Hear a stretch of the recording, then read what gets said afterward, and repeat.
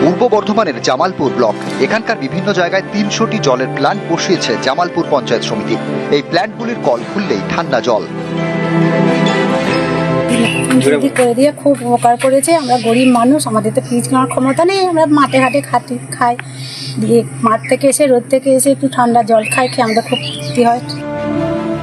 জামালপুরে কয়েকদিন ধরে ভালোই গরম, এই গরমে কল খুললেই ঠান্ডা ঠান্ডা কুলকুল। জামালপুরের বিভিন্ন বাস স্ট্যান্ড, স্কুল, খেলার মাঠের কাছে বসানো হয়েছে ঠান্ডা জলের প্ল্যান্ট।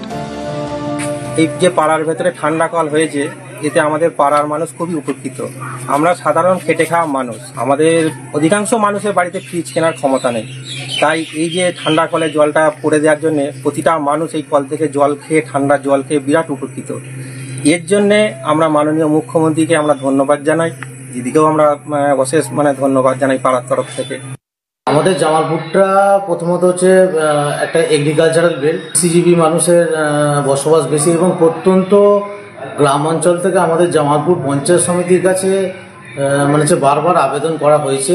তো সেই কারণে আমাদের জামালপুর পঞ্চায়েত সমিতির পক্ষ থেকে এ যাবৎ আমরা মোরলেস 300টারও বেশি ঠান্ডা পানীয় জলের যে আমাদের স্কিম, সেগুলো আমরা জামালপুর ব্লকের বিভিন্ন প্রান্তে আমরা ইমপ্লিমেন্ট করেছি।